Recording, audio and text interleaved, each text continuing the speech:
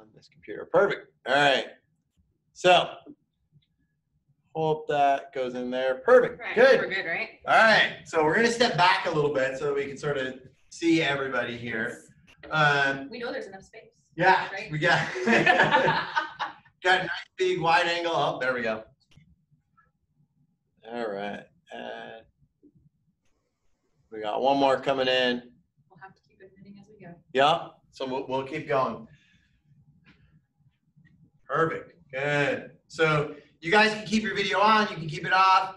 I think the way it's set is that you're sort of like auto on mute, and then you will come back over after. So if you have any questions or anything, throw them into the chat box, and we'll go through it as we do it. But we're really excited to be able to get back into doing these seminars and these events, and so we're going to be doing a bunch of them this way. So thank you so much for coming to the first one. You're our guinea pig. So hopefully all of the IT part of this works out good, and we're able to get everything going smoothly. If not, it's all John's fault. So the first thing we want to start talking about is shoulder stuff tends to be something that a lot of people just sort of deal with. It's something that a lot of people will say, like, I've had this nagging shoulder thing for a while, and back pain, those sort of things sort of like stop you in your tracks, and so people will stop, address them, and deal with them right away. Shoulder things, people will tend to let linger, and it'll take a little longer for them to get to that point where they are stopping them in their tracks, and then at that point, it's a little bit of a bigger issue. So what we want to get through today is going over some really, really basic shoulder anatomy and sort of how your shoulder works and what's going on. Go through some really, really quick ideas as far as what we mean when we talk about different things.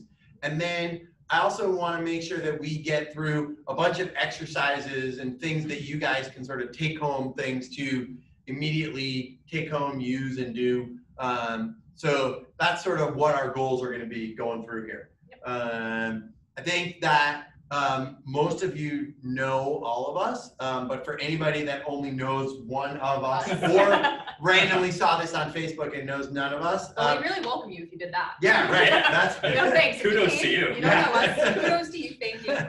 You're in for it. Follow us on social media, Instagram, Facebook. I'm just kidding. Yeah. Shameless plugs all around. All the time. So first thing is, let's talk a little bit about mobility and stability and flexibility and what all of the differences are between those, because I think these are sort of like buzzwords and terms that get thrown around. I'm going to sneak in here and admit somebody else. Good. These are terms that get thrown around and used all the time, but they're not things that are always really, really well understood. So mobility and stability are pretty easy to sort of distinguish from one to the other, but the difference between mobility and flexibility is one that sometimes people use those terms interchangeably and they can get a little confused. And so what we want to sort of make sure you guys have an idea of, if you think of flexibility, it's basically how far you can move something either passively, right? Or how far it can be stretched, right, in isolation on its own. Okay, so if you think about like the flexibility in your hamstrings is always a big example, because you can isolate out your hamstring and move it, right? When we talk about mobility, we're talking about the ability to move it through a given range while other things are being controlled for, okay? And it's the interaction of multiple joints. So when we look at your shoulder, you've got sort of what's known as your glenohumeral joint, which is basically the ball and socket part, but then you also have your shoulder blade, okay? And when we start to look at your shoulder blade sitting on your rib cage, okay, and that's where your scapula comes in. So John's got a big model here. I could be Vanna White if we need. Demonstrate. Can I buy a vowel? So basically, if we look at your shoulder blade, this part's going to sit flat on your rib cage, all right?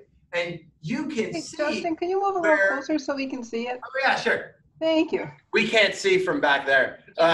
So as we get sort of back into here, I believe. Put it on my. that I can spotlight. There we go. All right, that's easier for us. All right. So if we sit here, right, okay, the position of your shoulder blade is going to dictate how much range of motion you can have out of your actual shoulder.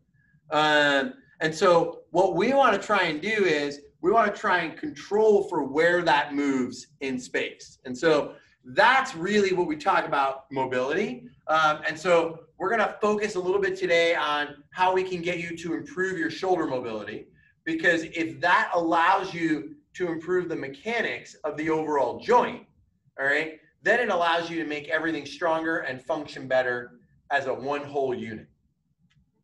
All right. We're off. We're off. Go ahead. Is that the speaking wand? Yeah, right. The speaking wand. So you can kind of see here when we look, and I'll get a little bit closer so you can see, when we have the shoulder, okay, we have basically, you know, people call it a ball and socket. Are we frozen? No, Okay. you're good. We're I not just frozen. fixed it so it's not so wide. And it's weird because I'm looking at the computer, but the camera's up there, guys. Yeah. Sorry. But so if we go ahead and we look at the shoulder, okay, we can see that it's a ball and socket, but is it a true ball and socket? Really, we sometimes compare it more to a golf ball sitting on top of a tee. And that's why when we go ahead and we work on shoulders, we really want to get them strong, because what really supports them is more of the musculature and the structures around the shoulder than anything else. If we go ahead and we just kind of go and stretch and stretch and stretch, so Justin was talking about flexibility versus mobility, if we stretch the heck out of the shoulder but never work on the strength around it, what typically tends to happen is we don't like that. And the pain that we may be having doesn't necessarily go away. We don't want the golf ball to fall off the tee. And in order to do that, we need to make sure that it has a good mobility feature and not just flexibility, and also strength to go along with it. My turn. I love that Ashley used the golf analogy, because it's so true. You know, we think of the hip as a true ball and socket where there's actually bony coverage, but the shoulder doesn't have any of that. And because of that, the shoulder is the most freely mobile joint in the body. A lot of demands and a lot of degrees of freedom. And so when it comes to, all right, how do we find out, do we have sufficient mobility? Are we restricted? Do we need to change anything?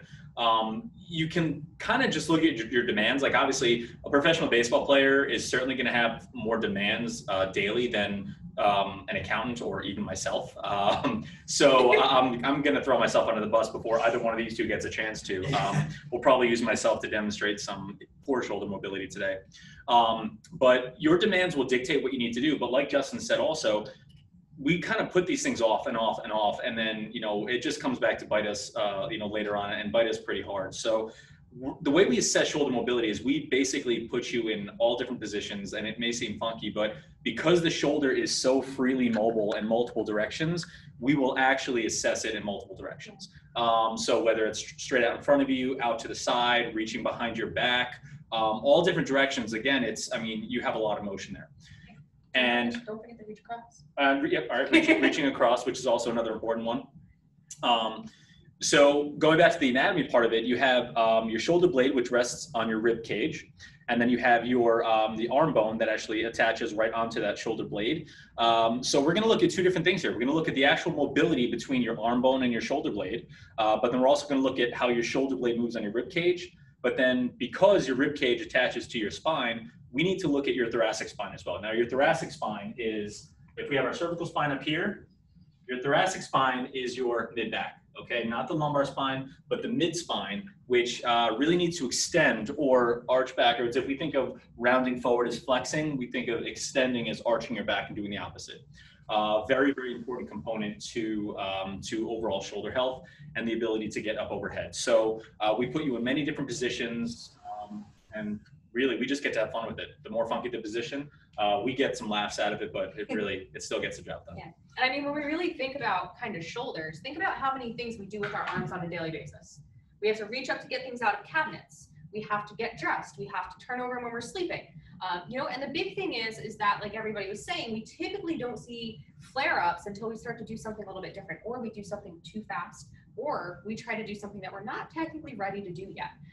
And the big thing is like if we go ahead and do an overhead shoulder exercise and you have pain, or it's not painful but you feel restricted, then this is where we look and we assess a little bit more. Yep. Right?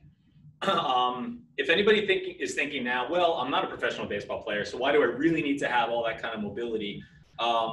Again, because it moves in all different directions, if the front is not equal to the back or side to side, if we don't have proper balance, your risk of injury goes way up. And I'll use myself as an example. I was never an overhead athlete. I hurt my shoulders really bad in college, never took care of it because I didn't know any better. And then I remember I was on vacation once and we had wiffle balls and baseballs. And literally I was like, yeah, sure, I'm young, I'm fit, I can do this, right? And I threw the ball to somebody pretty far away and that was it. I tore my rotator cuff a little bit. It was a pretty nasty injury again. And it was like, well, because I never do those kind of things. And so it may be something as simple as you want to have a catch with your, one of your children or a friend, or even getting Christmas decorations out from, a high box up overhead. So you may not think that it applies to you, but we promise you it can sneak up on you. Yeah. All right. So I think let's just sort of talk a little bit. So there's a range of what normal would be. Mm-hmm. And so we can sort of play around and show you the difference between John's shoulders and my shoulders. So I grew up swimming. I was a butterfly swimmer. And so my shoulders do some things that made my PT professors sort of like nauseous. But so go ahead, like if someone takes my shoulder into external rotation, go ahead, keep going. Turn face them. Or, this way? Here. No, the other way. No, the other way. So you want them to see it, bring it back. Yeah. Yeah, go ahead. So we keep going back and back and back and back. He really shouldn't be going this far. He should be, according to textbooks, stopping right about here. But look how much farther back he goes. You keep going. Okay. And he is not a professional baseball pitcher. Nope. All right. But most pitchers. It's also my left hand. True. Stop. All right. You So, ready? John's turn. Which is my my worst one. We'll go this guy. all right. Okay. So if we hold John in neutral, that's about all I'm getting. Now, also, if I'm pretty strict and I don't want him to cheat from here, Thanks for that. that's about all I'm getting out of him. If I keep going, I got a better chance of getting his feet to come off the floor than his arm to move further back. You mean to kick you? Yeah. Now, same thing. Go ahead and stay that way. This one? Wait, face the other way. Right? So now if I drop him forward into internal rotation, that's about where he's going to get. And that's pretty normal. But if you go ahead and do that on mine, Oh, I was going to say my other side's worse, but yeah. keep going. Yeah. This is like a clock or hands on a clock. It just keeps going all the way around. You can keep going. I don't want to. And so for both of us, that's pretty normal. Totally different. Yeah. And so for me, if my shoulder wasn't moving that far, I would end up with some sort of pain and some sort of irritation. For John, if his shoulder started moving a lot further than that, he would end up with a problem. Yep. But you want to be within sort of that normal range for you. And I think looking at it, you should really compare yourself side to side. If you feel like something's going on one side versus the other, go ahead and move through the ranges. Some of the things, if we look at it, the way we like to do it is go ahead and test yourself here, or test yourself kind of coming behind here. Raise your shoulders up, get yourself in front of a mirror and kind of just see what you look like. And then, you know what, if you need help, obviously, you know where to go. But All right, go through some drills. why not? Yeah. So I think right now we're just going to get to the quick and dirty of it. Yep. Yeah. That's what everybody wants to see. Yeah. So you can feel free to take notes, ask questions, but we are recording it and you'll end up with the recording. So if you're kind of like, oh, geez, I don't want to, I just want to watch it and then watch it again later and digest it, you can feel free to do that. So if we break down shoulder motions into their basic categories, we have coming up in front of you, which is flexion, out to the side, and then we have internally and externally rotating like we just showed you. But then we also have, which is really important, is extension, which is going backwards, and then coming across your body, which is the opposite of, going out to the side a bit. So any of our drills are going to kind of revolve around preserving those types of motion or improving them. Yep. So. And I think what's also important to note is when we talk about the shoulder, we're talking about not only kind of the tee and the ball, okay, but we're talking about the shoulder blade. Yeah. Okay, and we're talking about the upper back, that thoracic spine area. So we're going to take it and we're going to address kind of all of those as we go with it. Right. So where do we want to start? Shoulder. Let's go shoulder. So start circles. All right. So one of the first things I like to try and have people do with this, and I think you're going to be able to see me if I get next to the wall over here, right? Is that I want you to be able to isolate the difference between your shoulder and your shoulder blade and know where your body is in space. And so it's a matter of learning how to control the range that you have and what's going on. And so we'll put you near a wall, okay? And I'm gonna stand here so I don't get right next to the wall. But what we want is, I want you to be able to move your shoulder through a complete circle without having to rotate here. Yeah, good. And then as I come around, I shouldn't get closer to or further from the wall. And you should be able to do that equally forwards and backwards. And I like to have people do it in really, really slow motion so that you get through it and you can really feel where you might have a hiccup or where it might be tight. And then you can sort of play and work in that area that might be tight. But if you find that you're getting to here and then in order to keep going, you got to really rotate through there, then that's something you know you want to work on. It's just as simple as that nice big circle to kind of bring that ball through the whole range of the joint. Yeah.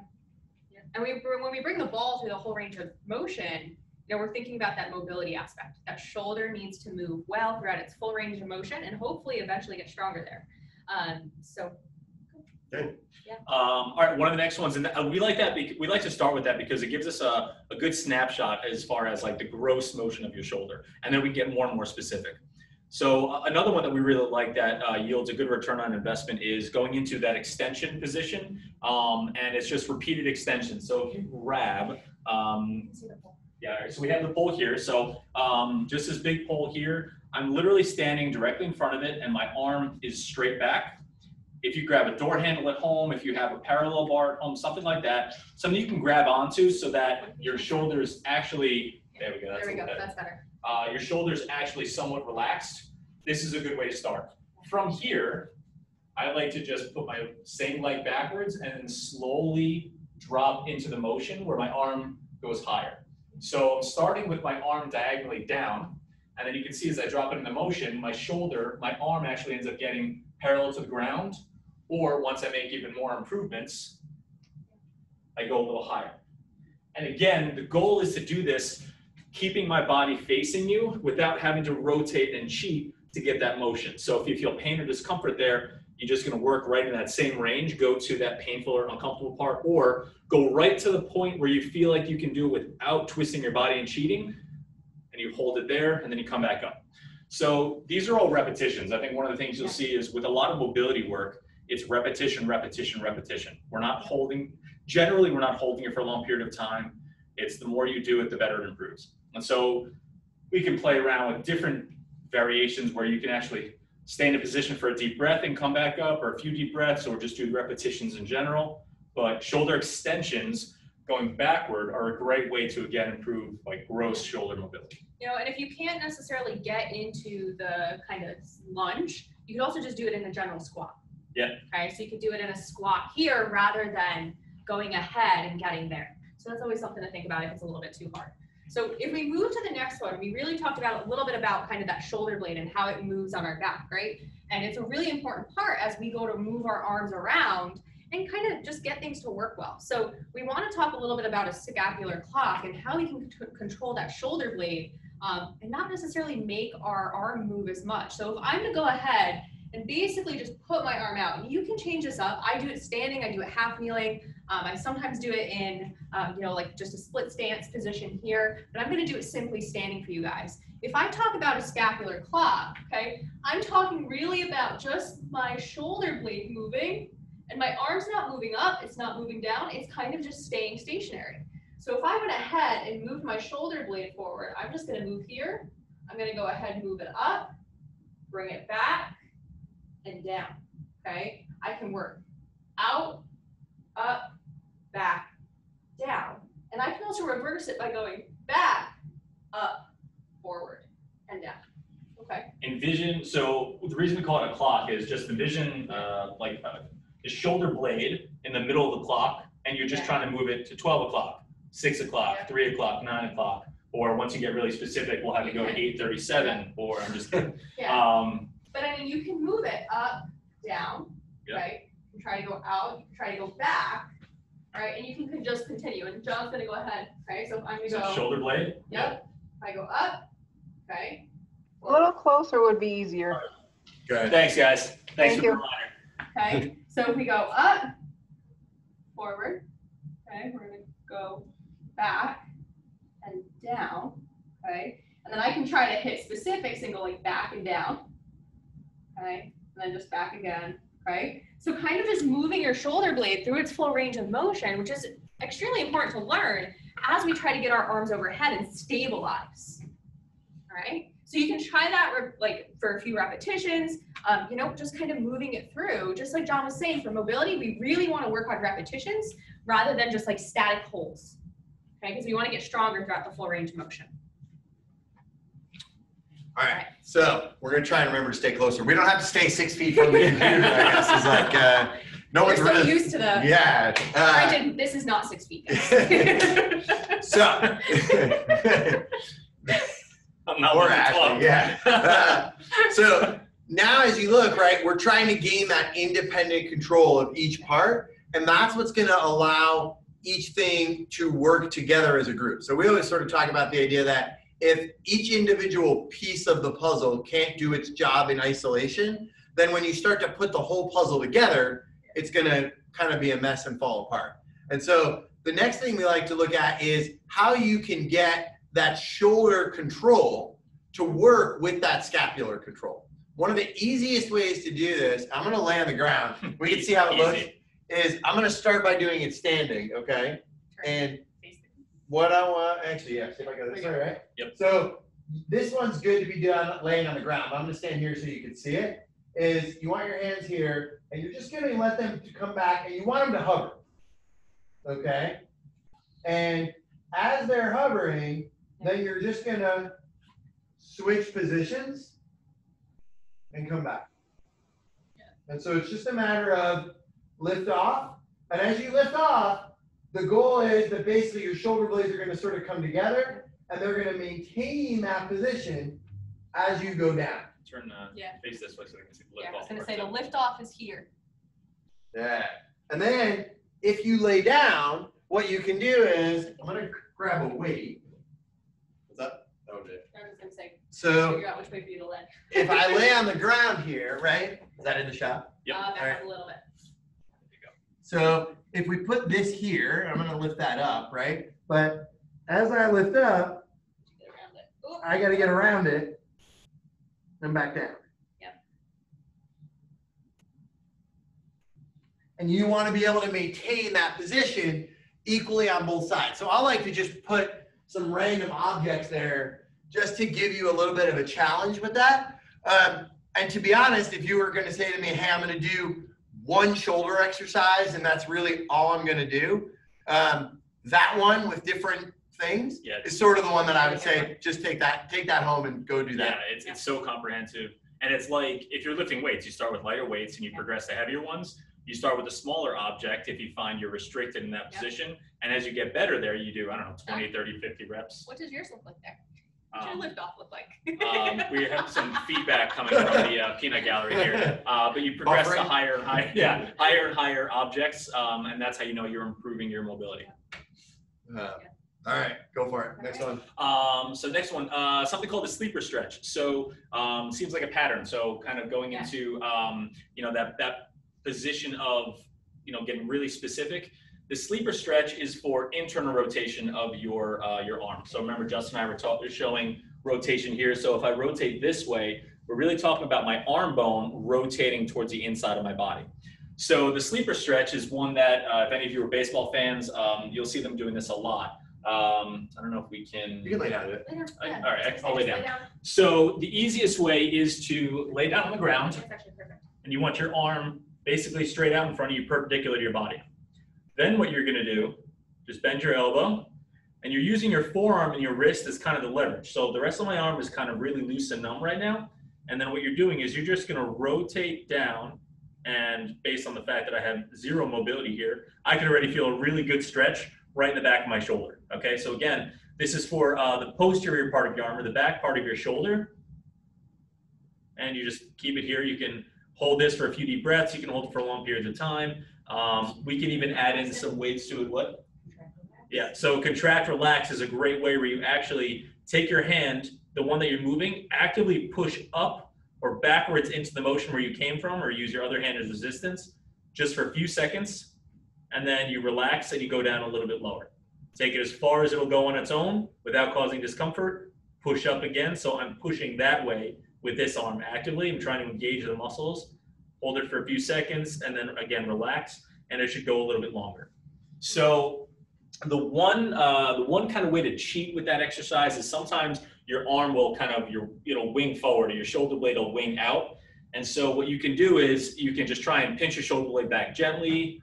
I've also seen people do it on the corner of the wall. I don't know if you can see where Justin is right now. You basically just take the inside part of your shoulder blade and put it right up against the coming like just off the camera, but corner of the wall. You're basically just using the wall.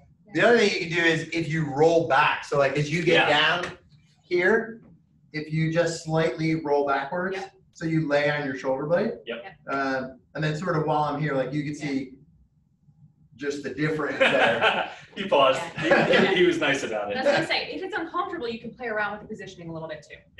So move it out, move it in, roll forward, roll backwards, and try to find somewhere that's actually comfortable for you to really work that. Because for some people, it's extremely uncomfortable. And when we start to get into the really specific movements, the small pieces of the puzzle, you never want to go into any discomfort. This is certainly not an issue where if a little bit is good, more is better. You shouldn't be wincing in pain. You want to push it to where there's a little bit of discomfort, where you can feel that you're doing something, but you never want it to be too aggressive to the point where you're wincing, or your body's tensing up, or you're counting down the seconds till you're done with the movement. You're pushing a little bit too far. So don't bite off more than you can chew. Appreciate smaller differences, and really don't force it. Absolutely. All right, go for it. All right, we're good. You might have to help me with this one. Am I good? Yeah. All right, so basically we're gonna go ahead and take something like a broomstick, a pole, and we're really gonna work on a little bit more this kind of external rotation of the shoulder, okay? And you can see, like when John did it, John was here, Justin was all the way back here, and I can pretty much do a little bit more too. So if you're limited here, what you're gonna do, go ahead, grab a pole, okay? Broomstick works great, and you wanna be kind of right in front of you, okay? So you can see I have my arm here, I'm holding on, and what I'm gonna do is just assist myself kind of into that range of motion. I'm not letting it come out here, I'm kind of keeping right here, and I'm not gonna let myself fall out. And what I'm gonna do, okay, sometimes what you can do is you can almost pull against it first, and then go ahead and pull back, okay? And just go to where you feel like you can. I don't want you to crank, okay? For me, I have the motion here to do this.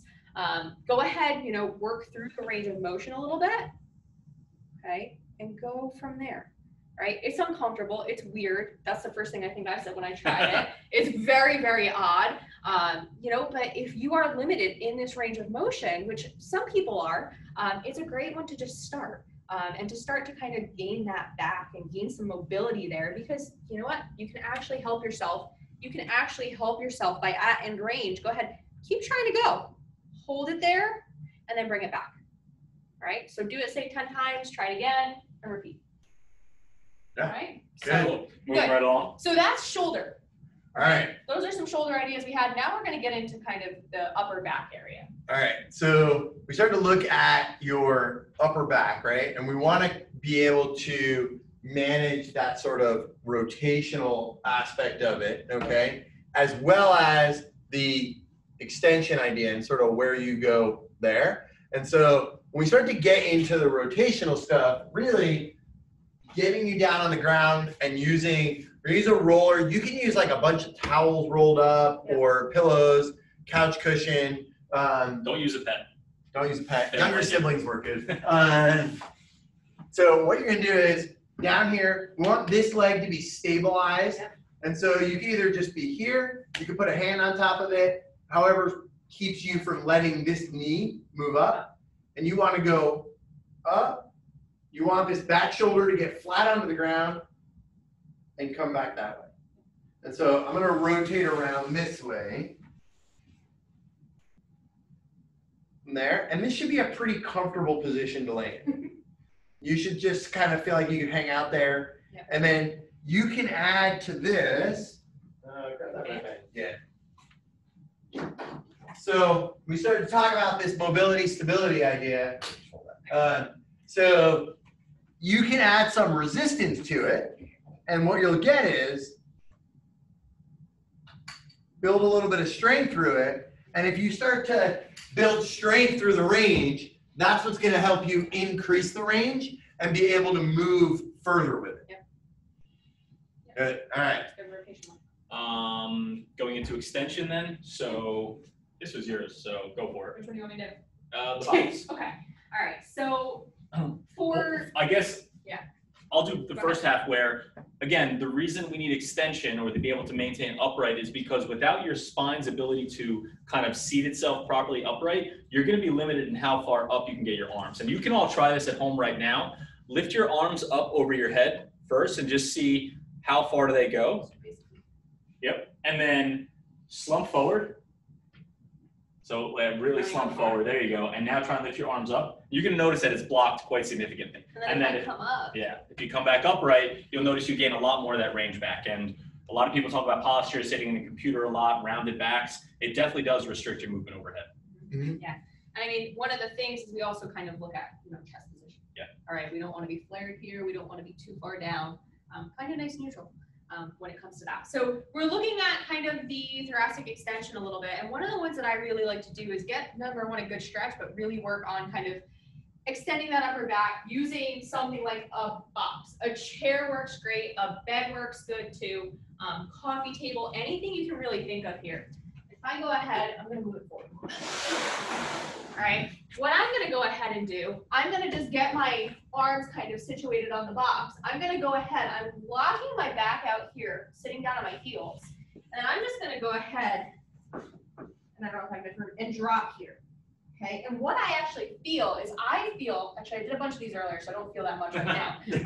But I feel a good stretch right through my upper back when I get here. So if I were to go ahead, scoot back, drop down, okay, I actually get a good stretch there. Okay, so that's one way to work it. And you can kind of just repeat, come out of it, go back down.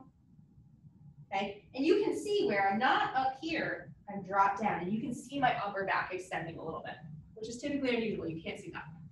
So, all right? Yeah. It's a good one.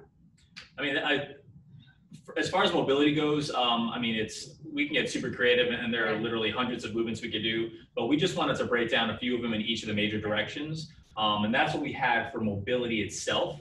And then, like Justin just said before, once you improve your mobility and then you start to strengthen in those positions, that's how you really reinforce the mobility and how you maintain it. So after that comes just a few exercises we'll show you guys right now to kind of maintain that, but also improve it at the same time.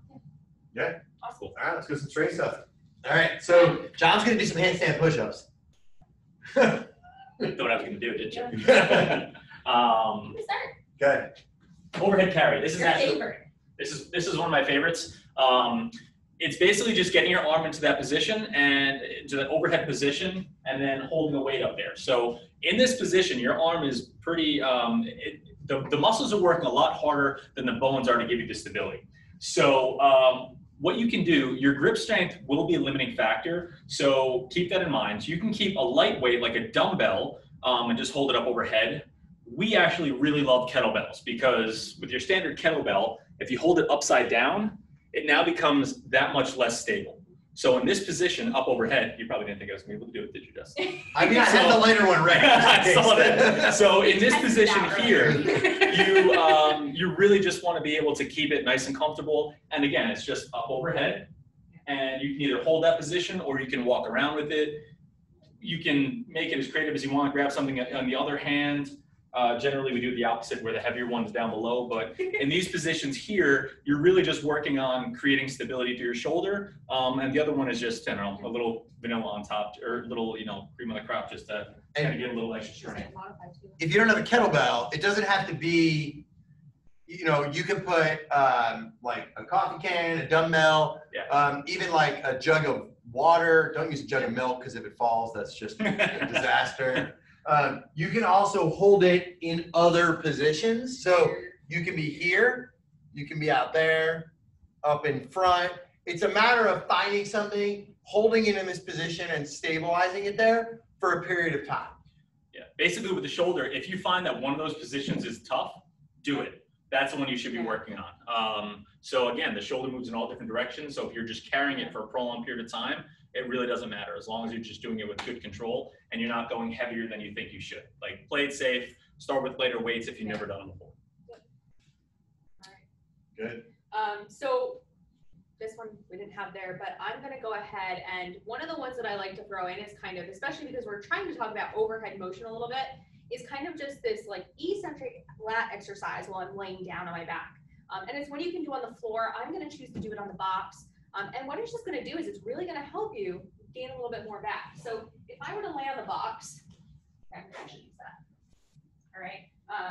I'm going to go ahead on here, and you can do this on the floor, but I'm already here, so I might as well do it.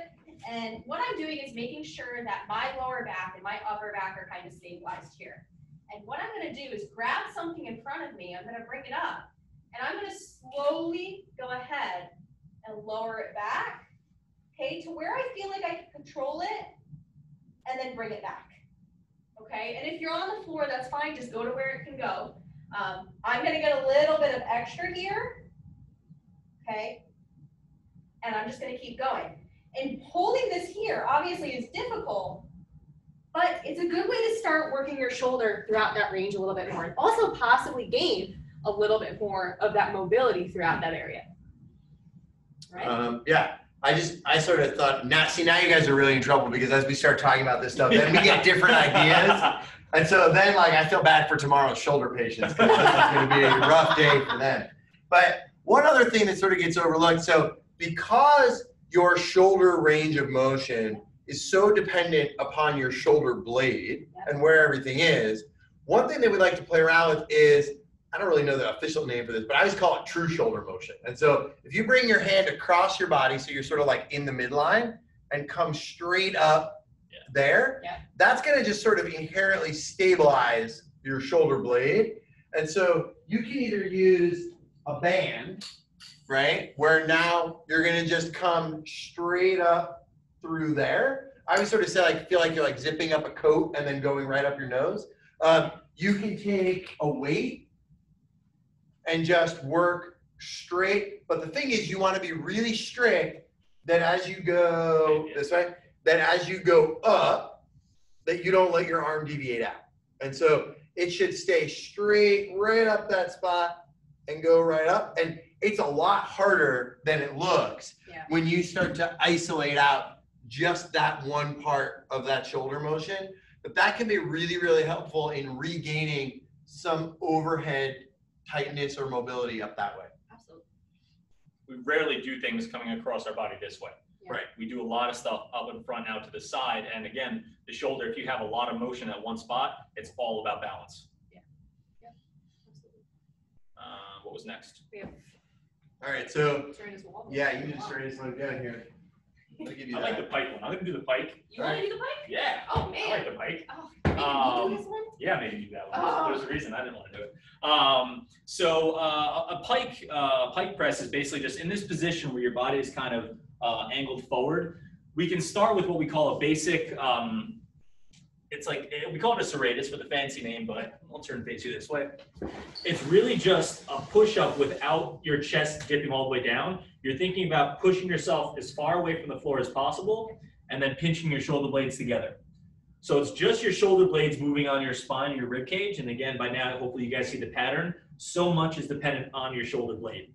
So in this push-up position, this is kind of like the baseline. We want everybody to be able to do that with good control.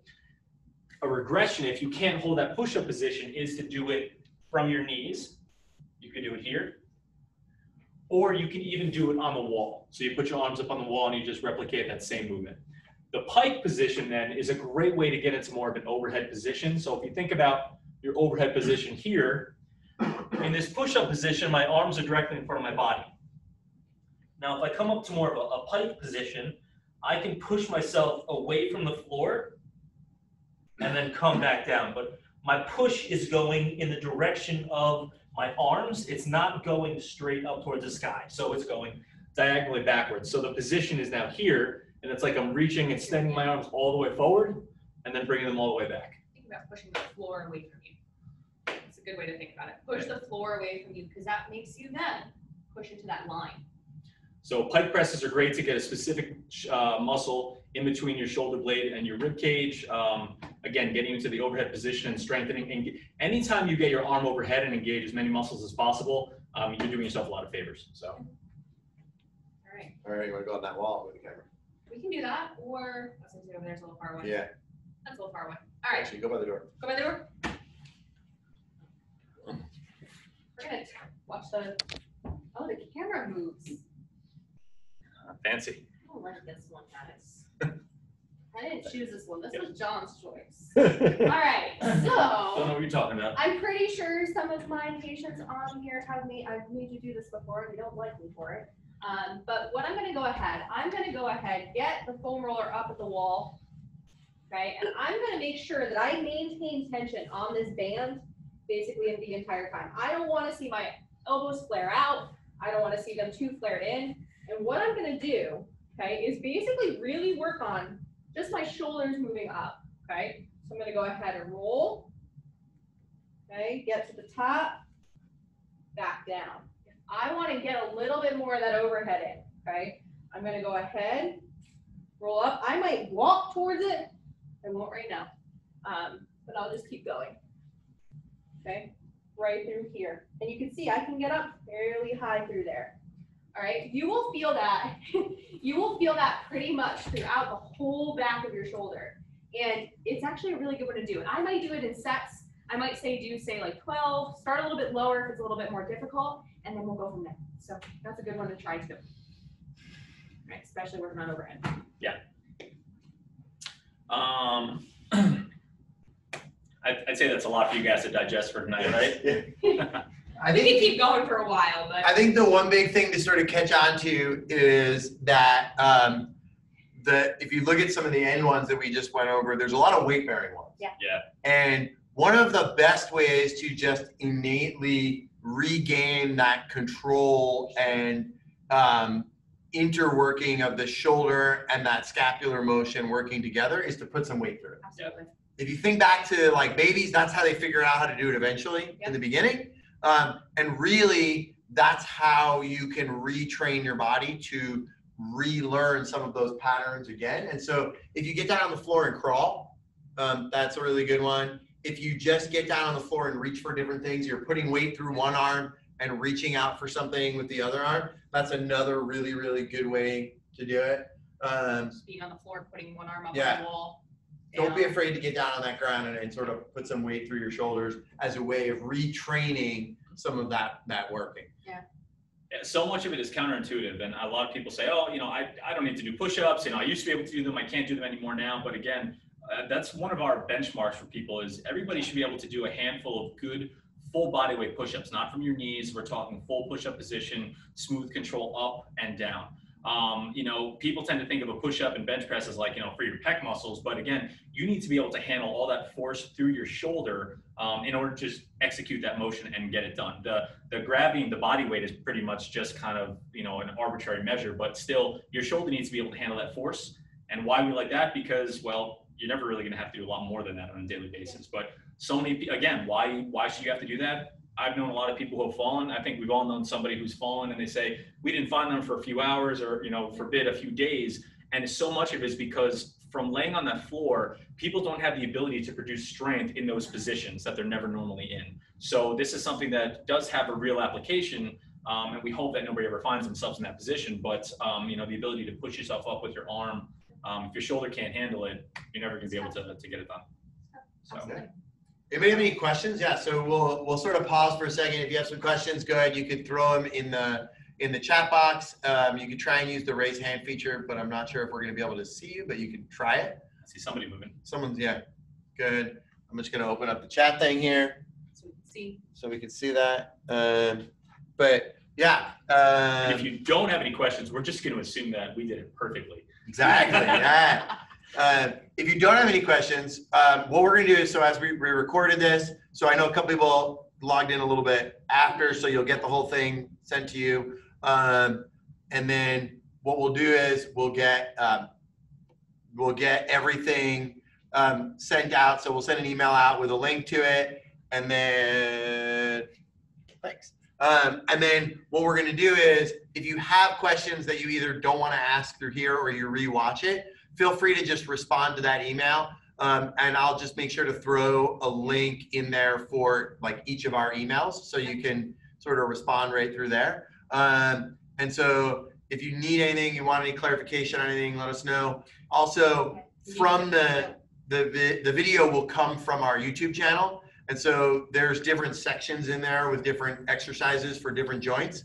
And so there's a whole library of shoulder exercises in there too, if you want to really like do a deep dive and play around in there. And one of the really good things about Justin is he's got so much technology and videos and equipment for us. So especially if you guys wanted to see something done again, or if you wanted to see some of the variations, let Justin know. He'll get all those videos up for you. He'll be happy to do them. We will probably take the videos. Yes. We will put them up. Yeah, right.